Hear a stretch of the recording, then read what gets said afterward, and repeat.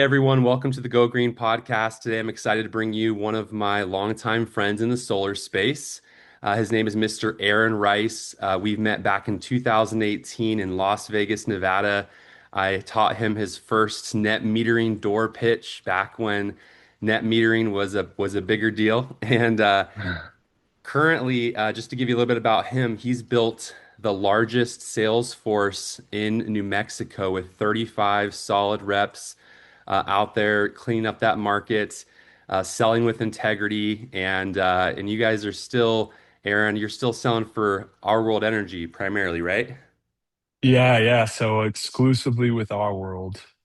Amazing. Well, hey, welcome to the podcast, brother. Thank you so much for being on here. Thanks for having me, dude. Absolutely. And just a quick fun fact about Aaron, he is a professional meat smoker. So if you're in Arizona, New Mexico area, you got to hit him up for some delicious smoked meats. So I'm definitely going to take you up on that one, brother. Awesome, brother. Anytime, you're always welcome. Thank you. Thank you. And right now you're out in New Mexico, right? Yeah, this week I'm visiting my New Mexico office. Yeah, dude, just ripping and running. I get to go home to Phoenix and go work out of the Phoenix office later today, but this week it's been a really good time out here in Albuquerque. Albuquerque, yeah. Before we get into Albuquerque, I really do want to talk about that because that's not a market you hear thrown around in the solar space too often when you got like California and Texas and Florida. But before we talk about why New Mexico is great, I just was wanting to just pause and get your perspective because I know you've been doing this for quite some time. And I'm just curious, as a leader in the industry, obviously you own a sales org, you're familiar with really the whole process A to Z. What have you seen as some of the market shifts in the past 12 to 18 months, just in the markets that you serve?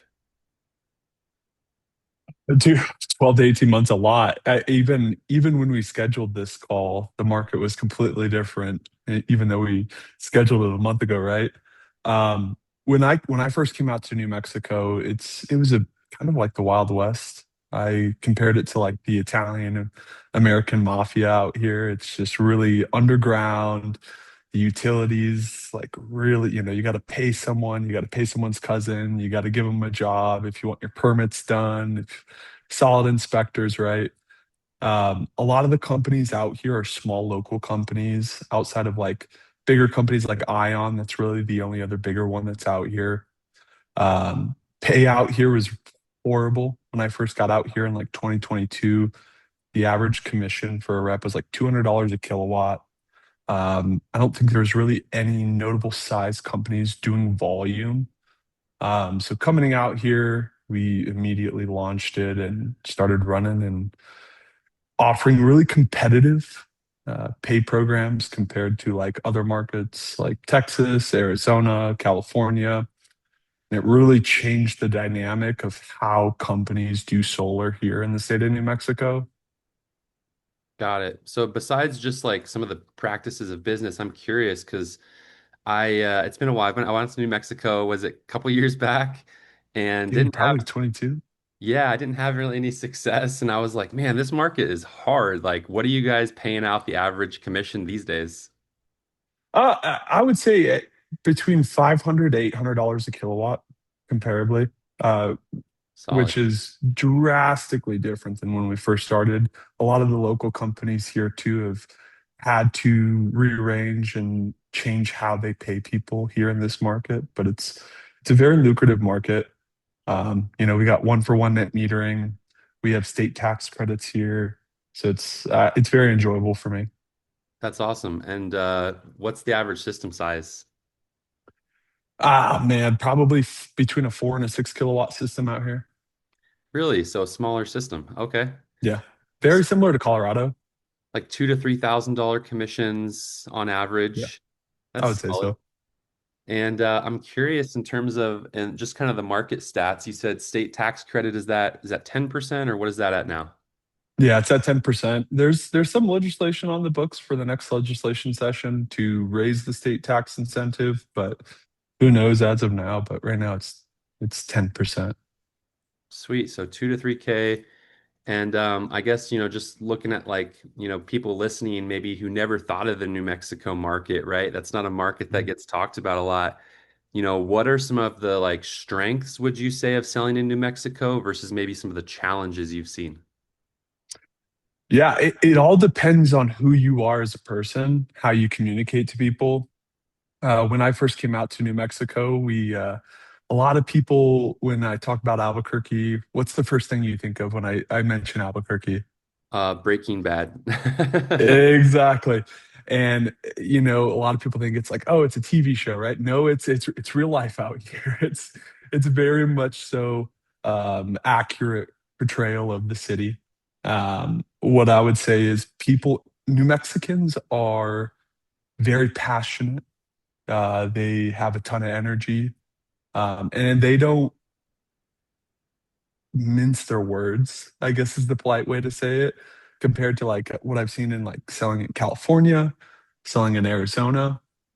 There's a lot more of the fake like niceness out here. It's not that. If you say the wrong thing, you're gonna have a nice conversation with some New Mexicans. So Nice. I like that. No, that's interesting. So you have to be kind of a straight talker. You got to be straight to the point, no fluff. I like that. Like in terms of like your top earner profile, like, I'm curious, like ballpark, what are your top earners making and what does their kind of day-to-day look like out there? yeah. I would say our top earners are anywhere from like quarter of a million, 250 to 400,000. I have quite a few here in New Mexico that are doing that. A lot of the time that becomes like closer positions. Our average setters are making like 120 to $200,000. And then you get into like our leadership, which is our like field marketing managers, might make a little more. Wow, that's Yeah. incredible. So you've got 35 people in your org. I mean, I've known you, like I said, back to whenever you were first knocking your first doors.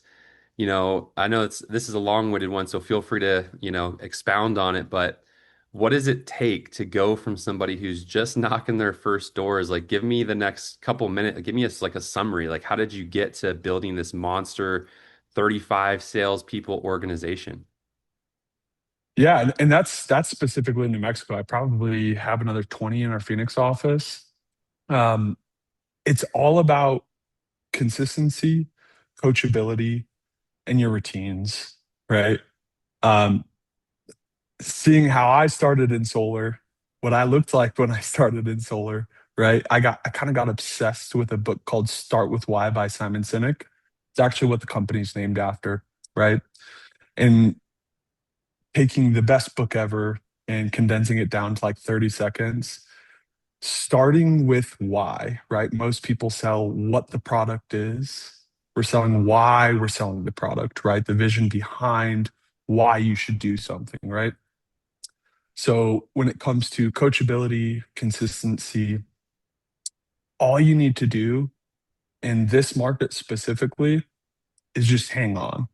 Anytime anyone enters into solar, like what I prioritize is people outside of solar. I don't do a lot of recruiting. I bring fresh people into the industry. When I say I don't do a lot of recruiting, I mean in industry, right? Yep. Um, and I just work with them, right? We have a 5 week roadmap where it teaches people from the first day of solar, introduction to your fifth week, getting your first 5 sales in your first 5 weeks, and just really guiding them through the process of transitioning into a commission based job. It's really hard for a lot of people. And, it's not cut out for a lot of people too, right? But it is something that I'm really passionate about, and I absolutely love to do it. Yeah, no, my apologies also. I don't think I mentioned, let me back up for a sec. So Aaron Rice is the owner of YGen Solar. I don't know if I specifically said that. So YGen Solar, when was the actual founding of YGen Solar? 2020. 20, wow. So you were Mhm. forged in the COVID era. That's incredible. So you had to figure out Yeah. if you can build a business during 2020, you can build a business anytime. So Man, and looking back at it, I think the craziest thing about entrepreneurship is every year it gets harder, but every year it's a lot more rewarding, right? The challenges I faced in 2020, thinking back on it and like putting myself in that era of the company, all the challenges that we dealt with, thinking that like they were life-ending challenges. Like I'm going out of business. And looking at it now, it's just, man, it's been 6 years of doing this. It's just been the craziest journey ever. Give me an example, like what was one of those possible, business ending, life ending, whatever you want to call it, like crazy challenges? Yeah, well, when I started the company, I had a partner, um, and I bought him out within like probably the first 8 months of the company starting. That was pretty crazy. Um, Luckily, I had great partners at Our World. Caleb, the owner of Our World, went through something very similar and was able to guide me through the whole process and really took me under his wing and was able to help navigate that storm, right? I- Recommend probably never getting into business with anybody else, you know? But every year there's challenges, right? That is business. Dana White, I recently shared something on my Instagram story where it's, being a business owner is not the funnest. You don't get Christmas off, you don't get holidays, you don't get vacations. You work. I mean, myself, I'm starting at 6 a.m. every morning and I'm responding to texts and emails till 10 p.m., 11 p.m. at night. So there's challenges every day, every month, every year, and they always get harder. But the core of entrepreneurship is not how you can avoid the issues or the challenges. It's how well you respond to them and just kind of building that callus, right?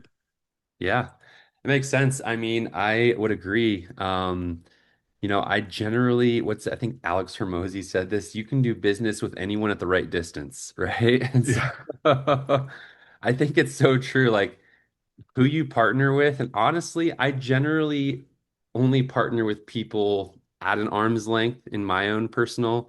I don't like to do ownership or shares of my specific company, things of that nature.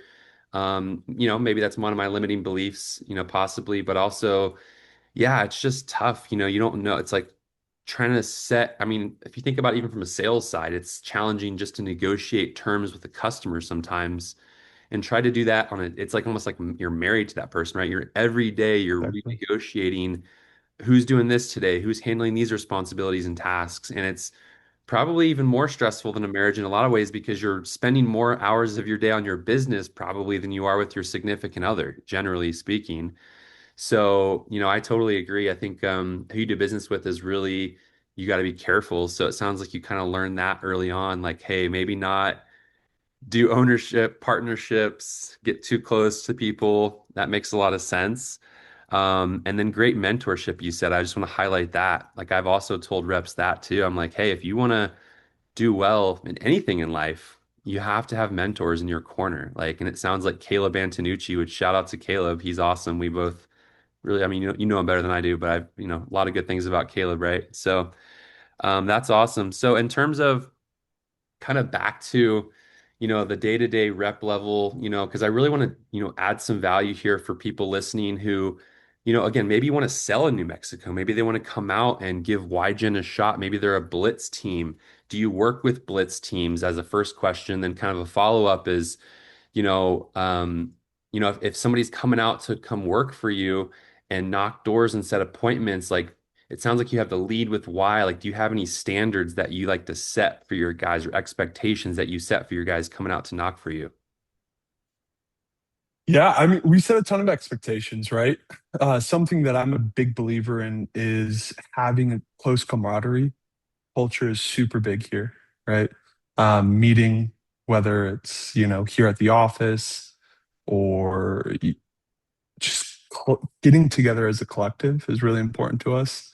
Do I accept blitz teams? No, I don't want solar reps. Anyone that's selling solar, stay away from YGen. I don't want it at all, especially with today's group.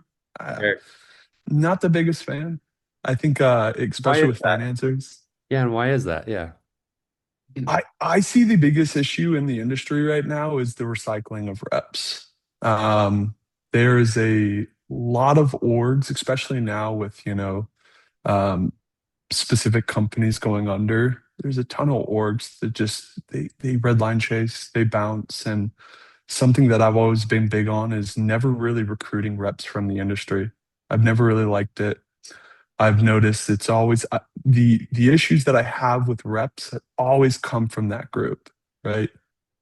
So personally, I would love to, just like myself, when I first started, I had zero experience in solar, and I had some lovely people in my life and you being one of them, Thank that you. were able to pour the knowledge into me and really show me the ropes of the industry. And that's what I like to do. I love to bring someone who, the DM of our New Mexico office a year ago, he was making 1650 an hour at a rock climbing gym, and Wow. he's been with us. And he just bought a $550,000 home in New Mexico.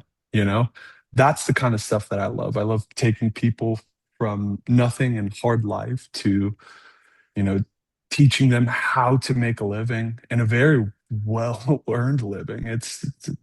Making in states like Arizona and New Mexico, making 120 to $250,000 a year. That's a really comfortable life. Like, you're doing a lot, and it's very enjoyable. That's incredible, man. I get that, it's like I've heard a few different perspectives as, there's been so many bankruptcies as we know in the past, couple years, and there's going to be more, right? There's going to be more because, Yeah. I think I heard somebody say it's like if you're recycling reps from that company who made that company go under, then you're going to make your company go under. The same people bring those same habits and practices. And I think that's a good insight. That's some wisdom. We'll take that from you, Aaron, because that's basically what happens. You get that bad apple and the culture in the organization who thinks that they already know it, they already get it, they don't need to learn, they don't have that growth mentality, and it just can really like mess up a culture. So, do you have any specific advice that you would give on like how do you protect your culture from those type of people? I think people with experience are like bamboo seeds, in tropical climates where bamboo is grown. The worst part about it is when the seeds are blown, they plant in the ground, and then you have bamboo shoots growing so fast everywhere, right? And that's what bad habits are. When bringing someone in with experience, a lot of the times they come with baggage. And I think we all know that as an industry, right? So, with that, not hiring solar reps from the industry, right? I avoid all of that. I get to have these balls of clay that I get to mold myself, right? I don't have to worry about, hey, are my guys selling unethically? Well, no, because we trained them, right? Are my guys saying the right thing or the wrong thing on the door, right? Are my guys pricing too high? No, right? Because we teach them everything from A to Z. We teach them the whole process. And that's something I like to do. I'm kind of a control freak, right? I think anyone in sales is a little bit of a control freak, Right. right? So I get to really manage what's going on in the company, and I think that contributes to stuff like our cancellation ratio. Historically, since we started, we've had like a 19% cancellation rate, which in the industry Solid. for an org, Yeah. phenomenal, Yeah. right? Our closing ratios are absolutely phenomenal. Like, we're averaging 40 to 50% across both markets in closing ratio. And I truly believe that's just because how much we have control over the process of training people up and setting the standard. That makes sense. Well, I applaud you, man. That's what it's all about. We need integrity, as we all know, in the solar space. There is a lot of people who flooded it with make money quick. As we both know, compliance is tightening up, which is great. These finance companies are starting to blacklist people. We can't sell this product because they have, X number of complaints, and they're legitimate complaints, verified complaints, misrepresentation of products and promises and guarantees and all that kind of stuff. We don't need to hash that out, but kind of back to the products that you're offering in those markets, I'm not super familiar. I've done a couple Arizona deals myself, but I don't really know Arizona or New Mexico very well. Would you say that those markets, each one is either more ownership or third party ownership, or what types of products are you typically seeing pushed in those two markets? Yeah, in Arizona, it's all TPO. It's probably very similar to what you're doing in California for like APS and TP. Yeah. SRP might be a little bit different. I know we've had conversations in the past about it. But in New Mexico, when I mean, we're doing probably 50-50 TPO in ownership, something that we really got ahead of. And I want to put all the credit on our world and Caleb. That man's superpower is seeing the issues arise 6 months to a year before they really take effect, right? So last year here in New Mexico, we've always been about 50-50. Um, we pivoted really hard on with the one big beautiful bill, removing the tax credits, still having the state incentive here, right? But we don't offer any dealer fee loans, finding the products that will be able to carry us in a post 25D, right? Right. Um, so we really haven't had any hiccup or disruptions with ownership products out here. We pivoted as soon as the bill was really introduced to more of conventional style loans like Climate First Bank. One Ethos has a phenomenal product. It's 7.25% APR, 30 year, zero dealer fee. We do a lot of stuff like that. Nice. No, that's incredible. Okay, that's good to know. So, I mean, a rep can come out there and do that. When I say a rep, it's tough because it's like, well, not maybe not a rep, right? Maybe somebody who's got the potential to be a rep. And so, I mean, kudos to you, man, because that's the thing. It's hard to sometimes pour that extra training and effort and kind of develop the why. So, I want to kind of circle back to that real fast because I just want to, if you could succinctly as you can, what is why Gen's why? Let's start with that. Well, so our cash line, it's in every one of our offices on a big tarp, and it's unrivaled, right? Providing an unrivaled experience to all sales reps, right? When I first started the company, um, my goal was to provide the best place for a sales rep to sell solar, and that still stays true, right? That's all we're focused on is, do we pay the most? No, you can go to a million other EPCs and get a lower red line, but the value that we add outside of the red line is exactly what we're about. Whether it's culture, gear, training, camaraderie, everything just bundled into one. That's what we hyper focus on. That's amazing. And so I would imagine I'm going to kind of assume here a little bit, but it's probably about helping maybe the reps find their why. And how do you do that? Well, it's actually part of our onboarding process. Simon Sinek has a process called the Golden Circle, and it's so anytime someone's brought on, they go through a boot camp, which is a 3 day process, and we do the Golden Circle exercise and really dial in on finding what their why is. What we've experienced is people when they have a strong why, number one, they work harder, uh, and the passion for the job and getting the results out of the job is just so much stronger. It takes them to the next level. Yeah, so you're probably able to coach and be like, remind them, right? Maybe if it gets hard out there and hey, remember what's your why again, right? And I like it that it's Yeah, in the name, right? It's in the name, so it's like why Gen. So every time they exactly. look down and they see that logo on their shirt or on the piece of paper or anything that they're using, it's like that constant reminder back to when they were onboarded. So I love that. That's very strategic. Exactly. I love the anchoring. So, from a recruiting standpoint, you've already kind of explained your strategy there. That makes a ton of sense. And whenever you're recruiting people or looking for potential recruits, like you said, outside of the solar space, kind of fresh people who are not tainted by other bad practices, bad training, bad leadership, right? Are there any like just kind of raw traits or strengths that you've noticed that seem to be somebody that you can identify as like this could be a high performer? A lot of times what we look for and when recruiting, so we have multiple avenues of how we get people. And like big shout out to Brandon and Alex Hall. Alex Hall is the VP of Sales Ops for my company. Brandon Hall, who's the director of recruiting over at Vivint back in the day. Really close with them. Brandon built out our entire recruiting department, trained up the head of talent acquisition for us. His name's Jordan. What we look for is, to be honest, a lot of like high school athletes or college athletes and military. That's what I've seen the best success with is those people. Number one, they understand hard work is important. Number two, work ethic. You can't be lazy in the military, and if you're a college athlete or a high school athlete, it's kind of hard to be lazy, right? You'll get your ass kicked.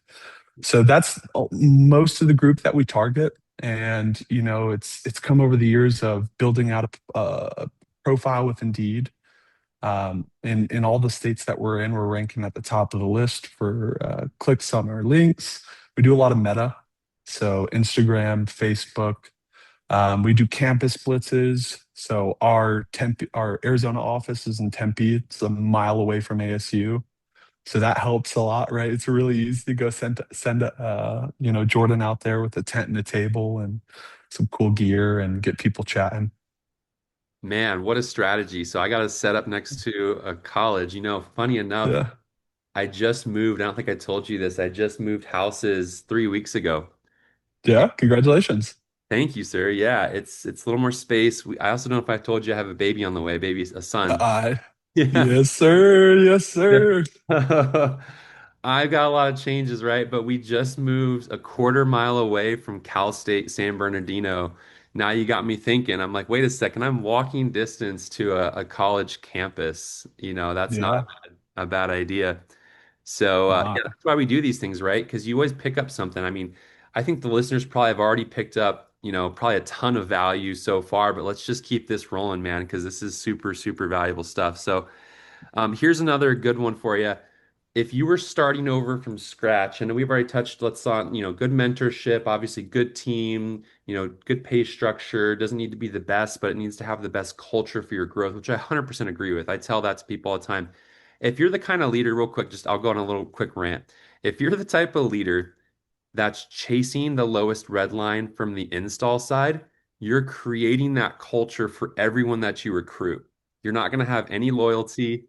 You're going to have people that are going to treat you like a number, just like you treat your business partners like a number. So, how you act in business always reciprocates. Business karma is real. So, I love the way you've approached things. I know Brandon Hall's incredible as well. You've been really, I think, smart. I just want to applaud you real fast on that, Aaron. You're the kind of person that is not afraid to reach out, ask for help, pay for help, like really take a humble approach instead of just thinking that you can do all of it. And that's, I think, a big part of your success. So just, kudos to you on that, brother. That's awesome. Thank you. Um, and then, if you're a new rep starting over, like all those things considered, like is there any other advice that you would have for like a brand new rep starting off in YGen to succeed? Starting off with YGen, work harder than everybody else. Put in double the effort everyone else is, whether it's time on doors, whether it's time off the doors and at home working on whether it's your pitch for the doors or your pitch in home. A lot of the times where you're going to see the most impact is not on the doors and not on the classroom. It's what you do outside of those areas. The people that take this as, oh, this is a lifestyle now, right? Hyper focusing on getting better, reading. I mean, when I first started the company, I was going through like a book a week, just obsessed for probably the first 2 years. I was waking up at 5 a.m. every morning. I have my Tony Robbins background, right? So I think everyone knows I'm a Tony guy. So every morning waking up at 5 a.m., Tony Robbins has an incantation called I Am the Voice, and waking up and beating the shit out of my chest and screaming until my voice is gone. Now I am the voice, right? And I do the same thing with my classes now, right? And it's always just been something that understanding that energy is this job, how you come with your mood, your tonality, your body language, your energy. That is everything you'll get out of this job. If you come in lackadaisical and, nonchalant, not really caring, not putting in the effort, you're going to get the results that you put out, right? So that's the most important thing is like, what energy do you come to us with? I love that. No, that's gold. And I often will say when I'm doing coaching or training, I'll say, try on the identity of I am the energy guy. I am the Hmm. energy gal. right? And it's obviously double entendre right there because we sell energy, yes, but really we're selling our energy and how we show up every single day. So I love that. That's beautiful. So before we get into the last little spicy round, we'll call it, of kind of the rapid fire questions, I'll throw some real, industry level ones at you that are kind of just outside of YGen. Before we get to that though, I just want to get your perspective. If you had a crystal ball, right, which you don't, but let's say you did, what do you think the next 5 years of solar looks like? Maybe the next 2 years. Man, I think we're both like just about a decade now in this, right? Every year, and this is what I tell my reps, every year I've been told there's a boogeyman. Uh, every year since the start of solar, hey guys, make this year count. This is the last year you're gonna make money. Solar is gonna be dead next year. So that number one, that's bullshit. Solar is gonna be around 5 years from now and another 10 years from now, right? What the solar space looks like is very different. Right now, I think we're in a great reset and I love it. The companies that are doing it right, like Our World, big shout out to SpartanX. I think they're doing it very much well. Um, the companies that focus on the right stuff aren't going to really feel the turbulence. Something that's unique about us, and I think about Our World outside of like maybe Sonova filing BK, is the turbulence really hasn't been there compared to other large companies like Freedom and Titan, or even local in New Mexico Solar Group, right? We haven't felt that. We just focus on quality, we focus on integrity. And I think if most people do that, they're not going to really feel the turbulence. This job, in my opinion, over the past 10 years has gotten easier. It has gotten more lucrative. When I started selling, I think I made $180 a flat rate kilowatt. Yeah. And just seeing what it is now, I think it's probably higher volume of sales 5 years from now and lower commissions, but it's going to be a lot easier. Um, Other than that, I don't like to guess as much. Like I know a lot of people say like door to door is dying, but I don't see that, and I've heard that for the past 10 years, right? I I don't know. What I do know is we're going to continue doing the right thing. We're going to continue standing with integrity and selling solar, right? Whether that's meta ads or AI or door knocking, doesn't really matter. We're pretty good at pivoting, and I think if there's one thing the average rep can do right now today is learn how to pivot and pivot well. Start working on the muscle of finding the issues before they become issues, right? That's brilliant feedback, man. I couldn't agree more. So that makes sense. I agree. I think we're going to see a trend towards more, fast transactions, digitized transactions, maybe a little bit lower commissions, but higher volume. I think Yeah. that's the trend. I also agree though, because most people in the United States will say who own assets and property are boomers still, you know? So those Boomers. boomers, man, we won't talk too much bad about the boomers, but we love you, boomers. The boomers are the ones that we're selling to mostly. Yeah, yeah, maybe not. But we have to, right? It's a necessity. And the boomers aren't going to buy solar on the internet, right? Maybe if they got accidentally, no, I'm just kidding. They got scammed. No, but no, but you don't buy solar on the internet mostly, right? I think that's probably a trend that if we were to ask AI, Grok, ChatGPT, whatever you want to use, they'd probably tell us that more younger people are obviously maybe going that route. But a lot of the young Mhm. people don't own property, right? So I 100% agree. Like, door to door is here to stay. People want human interaction. AI fatigue and tech fatigue is real, and people watching this, right? Most people probably watching this are closer to our age range, we'll say, mostly. They're not going to be probably people over 55, 60. Maybe if you are, we appreciate you watching, but probably not a lot of you guys, right? And so you're watching this and you're looking for like, what's the opportunity here? Like, how do I make my impact, get my piece of the pie, in a way that has integrity, right? We say it's good for the planet, it's good for you, it's good for the customer. it's all three parties win, right? Everybody's kind of winning in the transaction, and I know you guys do business that way, and I love that the last piece you said about pivoting. That's incredible. Like work hard, pivot fast, right? You kind of gave us those two pieces. It's like if you can pivot and you're always pivoting, there's always the sky is falling. I almost feel like it's a little, anyone who's been doing this for a while, I almost feel like it's just a strategy that leadership level executives, finance companies use to try to just like pump their numbers to get their quarterly numbers up. But it's a short-term strategy. It's a fear-based sale, just like selling that way with the customer. It's a short-term strategy. And oftentimes it doesn't lead to good results, as we're seeing. If you're just selling on fear, I mean, maybe use a little bit of fear, right? But if you're selling just fear, fear, fear, fear, and they're just amped up on emotions and sign a contract and don't fully understand what they're getting into, which is a thing. I'll be honest. Maybe there's been some times I've signed people up that I knew that they were ready to move forward, but maybe they didn't fully comprehend it, especially with battery complexity and net metering laws changing, so it's like you do the best you can, in the hour or so you have with your homeowner before they fall asleep to give them the most valuable information. Because it can be a bit of a marathon of a sale. At least I know for, once you add batteries and you add more stuff to the market, it's hard. You can't really sell, which is good. You can't really sell solar fast and dirty as much. I would say in like a market, because, with one-to-one net metering in New Mexico, it's, in my opinion, in theory, it should be a simpler sale, right? There's less complexity to the product. What are some of the challenges in the market that your sales reps are seeing, like in terms of like price conditioning, objections on the value proposition? Like, what are some of the challenges, just to touch on that, and then we'll get into these rapid fire.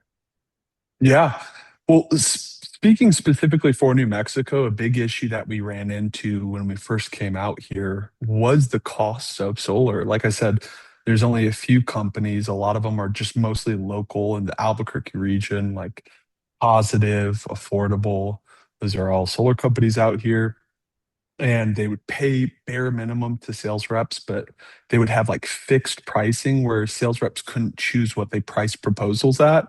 And we're talking about $6, $7 a watt post adders, right? And so Oh, these companies are making $1,500 to $2,000 a kilowatt on these jobs and paying out $230 a kilowatt. And so coming out here, that always bothered me because New Mexico is one of the poorest states. An issue that we run into quite frequently is credit out here. Like from the months of January to March, that's our credit fail season because areas where there's more poverty, December comes, that's Christmas. Everyone wants to provide for their family, get them gifts. They max out those credit cards, their tanks, and then March and April comes around, they get their tax refunds and they pay it off, right? That's a big issue that we have. And post that season, we saw a lot of companies taking advantage of people because they sell them in the January, February, March, get them excited about solar, come back, double the price, sell them, and then they pay their reps crap. And then the companies are making $2,000 a kilowatt and they're stealing. It's like highway robbery. So wow. coming out here, we really focus on like, hey, we can offer a phenomenal product that's 10 times better than any of these other local companies. We can pay out significantly more to the sales reps, and we can cut the contract prices in half. Again, it's just highway robbery, right? So Wow. that's something that we focus on. We're really tight about what we can price stuff at here. Like we have a $5 cap on all jobs if, and that's on the high end, right? So if you sell past $5, you're not getting paid on it. You got to change order it. That's it, right? Nice. Wow. That's incredible. I did not know that. I mean, I guess Mhm. they're kind of just, people are capitalizing on the market, like maybe the ignorance of the market or just the lack of maturity in the market not having a lot of options, so they can kind of take advantage of price gouging. But interesting. So let's get into some kind of like a speed round here of just some questions. We'll call these the spicy questions here, which is first one, ready for this one. So what's the biggest lie you see being told in solar right now? Right now, any of the tax programs where you can, I made a post about it on one of the Facebook pages recently where, you can put your home in an LLC and you could get depreciation and you could still get the tax credit as the commercial tax credit. And that shit's garbage. It is such a lie. It is tax fraud. And all of them are like, oh man, if you get audited or you get taken to court by the IRS, we'll defend you. I've never ever sold a product where I've had to sell the fact that I'll go to court with you and defend you. I don't understand how this is the thing. And we're at an age where we can upload literally anything into cloud, into chat, into Gemini, and you can get answers on anything. I can put anything through these and figure out if it's real or not. And I see it so often, and I feel like I'm a bit of a bulldog. It's just kind of how I've been in solar, and my mouth gets me in a lot of trouble, and I'll call them out all day, every day. Yeah. I've never been shy.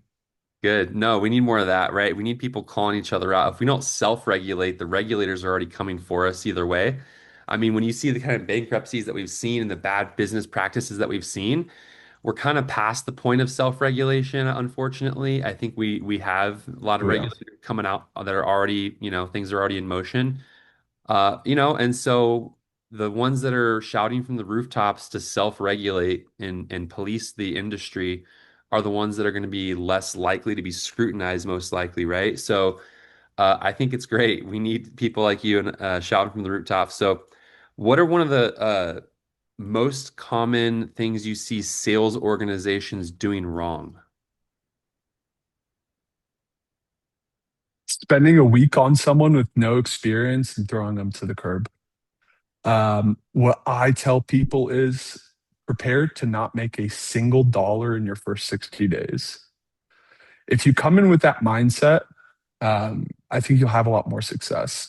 Does that mean you won't make any money in your first 60 days? Absolutely not. Like that's not a real thing. But if you come into it like a week from now, I'm going to make $25,000 with zero solar experience, like that's not going to happen. You have you have your superstar every once in a while you hire and they get it. It's natural to them, right? I think a lot of people in solar that are top producers tend to be those people. It just naturally came to them. But just being able to spend the time to really build talent is where I see a lot of companies are messing up now. And so they struggle so bad, they're like, I'm not going to do it. And then we have this toxic cycle of recycling reps. Wow. No, that makes sense. So trying to, sell people on the hype of the big commissions, getting them in, pumping them up for a week, and then if they don't turn out results quick, just tossing them to the curb. Yep. I've seen that too, brother. Is it e you said it already kind of earlier, but just say this again. Is it easier to sell solar now or harder in the New Mexico, Arizona markets? Easier. Easy. I would say in any market. I'm gonna push back on you and tell you that the Think so? California market is the most complex. The amount of signatures that's required. I don't know how many signatures is required out there, but in California, it's like 40 signatures. Really? See, now I guess from when you ask me selling solar, I don't think of the signatures, Okay. right? If you sell solar, the signatures are just going to come, right? So I'm not thinking of the process like Well, I would say, documents. real quick to Oh stop, my God. to jump back, I would say that has generally been true for me for my entire career. But Yeah. the signing process for most of the I'll speak for the TPO, most of the TPO, which is pretty much everything now, most of the TPO providers in California now, a person will be sold on the process, trust, okay, what do I sign?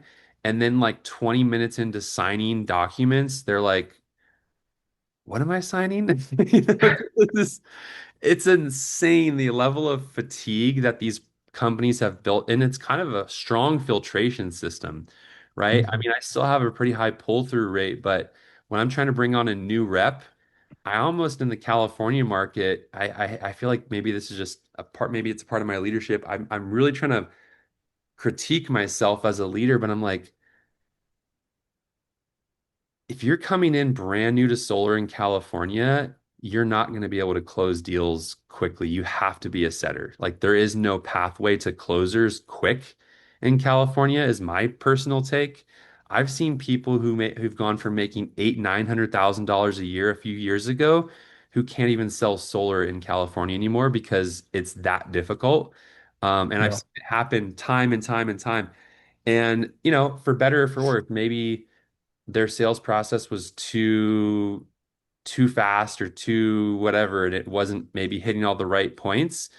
But like in California, and then I'll get off the California boat for a second. Like in California, they have to sign multiple places that says, I have explicitly requested three different quotes from three different contractors before signing anything else.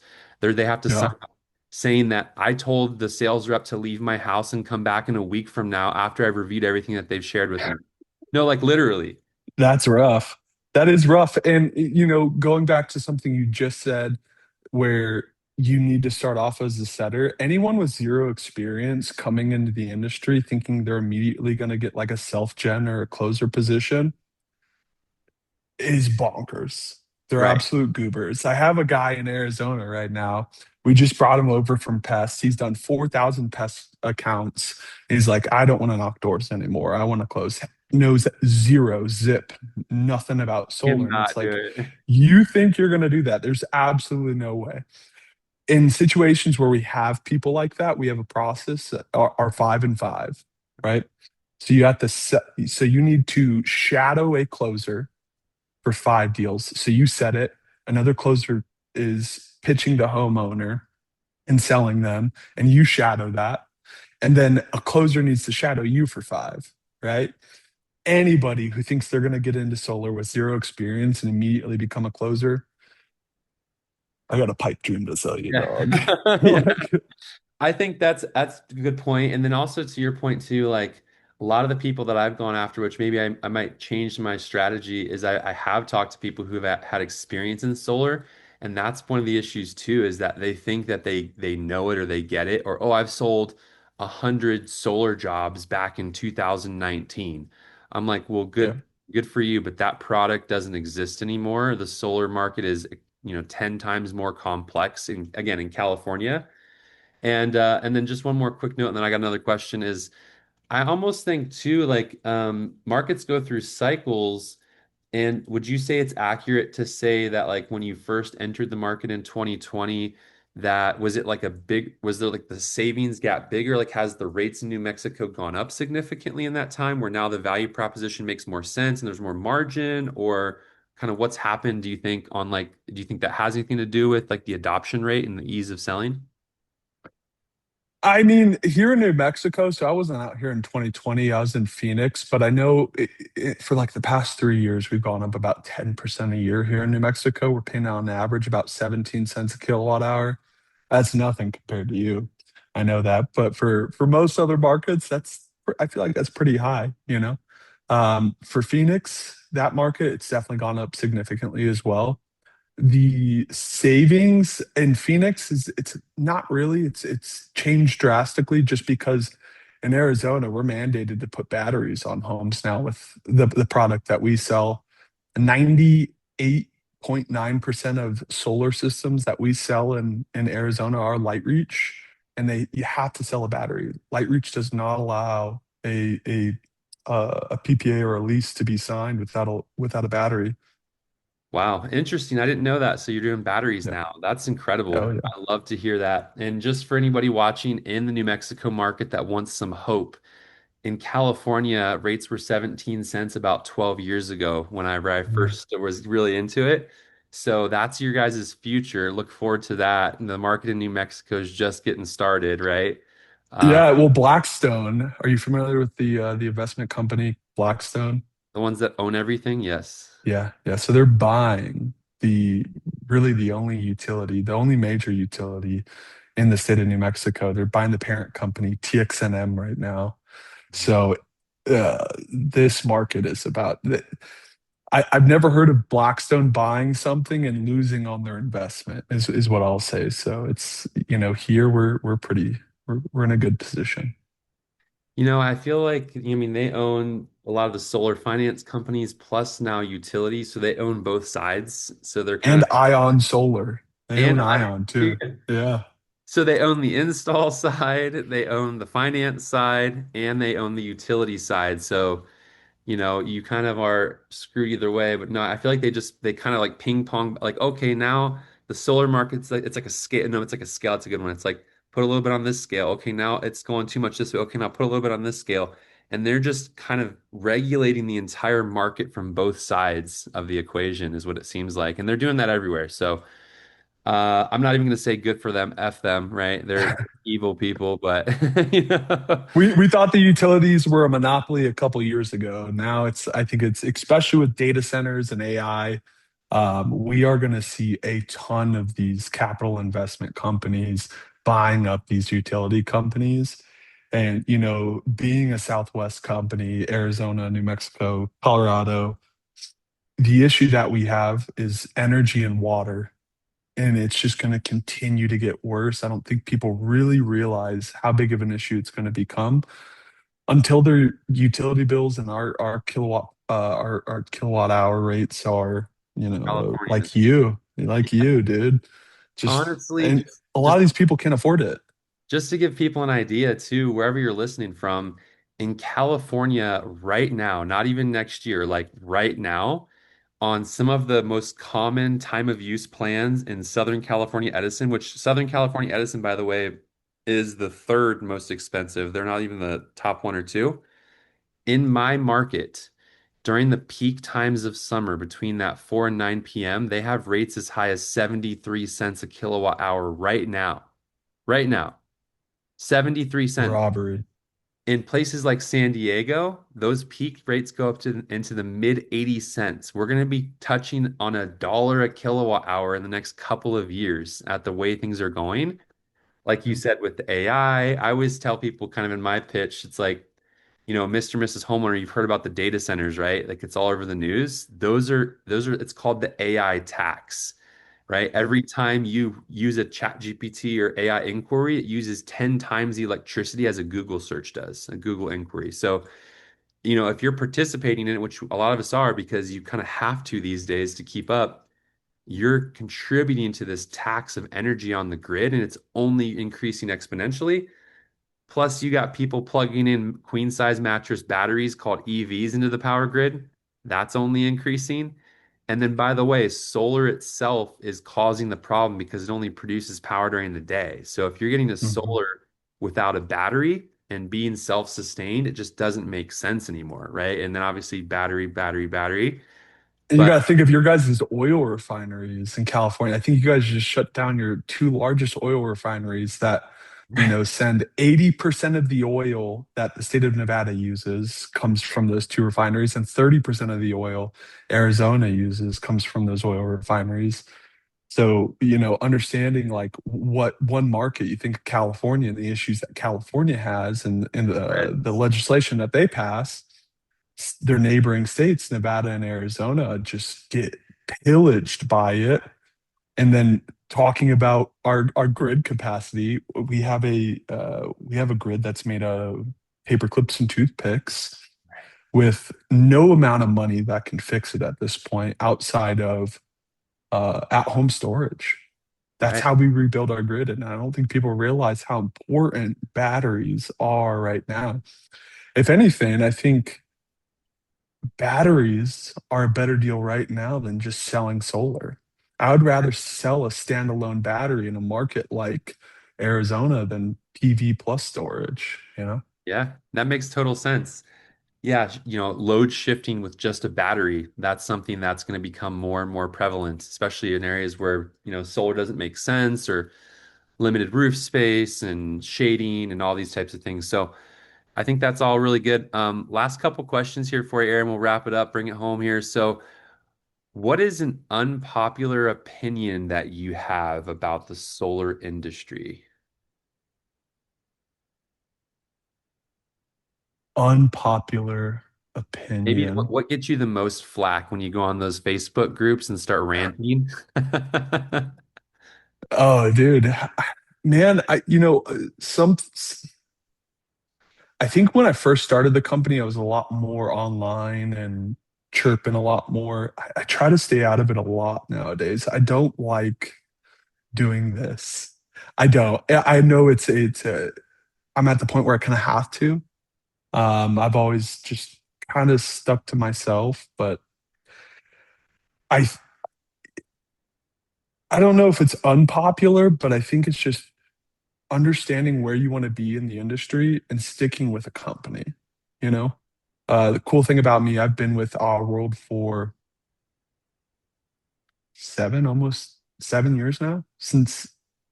Yeah, 7 years now with one company, 2 years as a sales org and then being their first ever dealer and really building with them.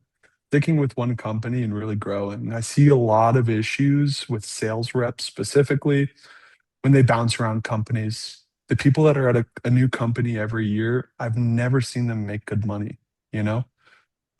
Focus on growing with a company and stacking your money up, you know?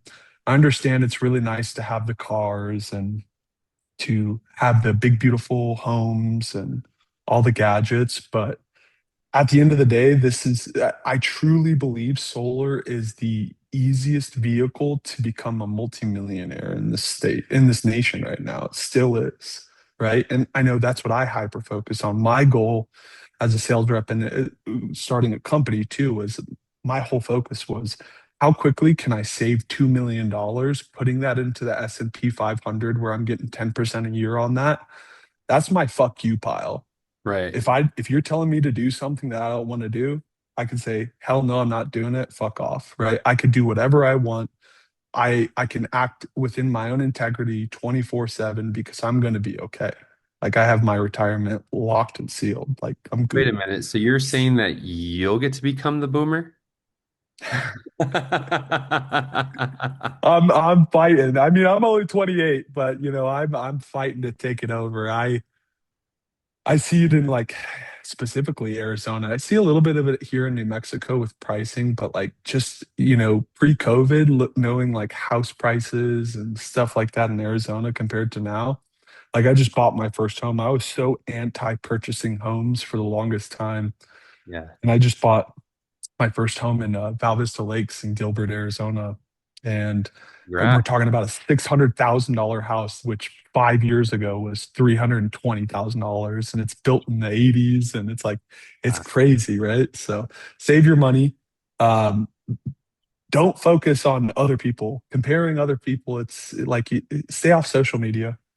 Who cares what everyone else is doing? Who cares what every other company's doing? Stick to what you know. Focus on growing yourself. Self-development is the number one priority. If you develop yourself, everything else around you will develop. Find good people, good honest people that are smarter than you and surround yourself with them. Show me your five closest friends, I'll show you your future, right? yep. That's my secret. I am an idiot. I don't know shit. I surround myself with the smartest minds in this industry, and I've been able to just grab off of them and take all of their knowledge and, having people in my life to learn from and to lean on. That's the most important thing. Find peers that have common interests and that are at the next level of you. That is epic. We're gonna end on that note. It kind of just gives me the image. I don't know if you ever watched the Joe Rogan, Alex Jones podcast where Alex pauses and he takes a breath and he goes, I'm gonna be honest with you, Joe. I'm kind of retarded. Yeah. And I think it's funny, but it's such a good approach, right? Because, you get out of your own way. And I see you doing that and you've built something truly special with YGen Solar and the Solar Space Brother. Thank you so much for all you do. Thanks for being on this podcast. I hope everyone watching gets a lot of value. Please like, share, subscribe, pass this along to somebody to get so hopefully some inspiration, some education, some nuggets of wisdom. Thank you so much, Aaron, and we'll talk soon. Hey, love you, brother. Love you, brother. Take care.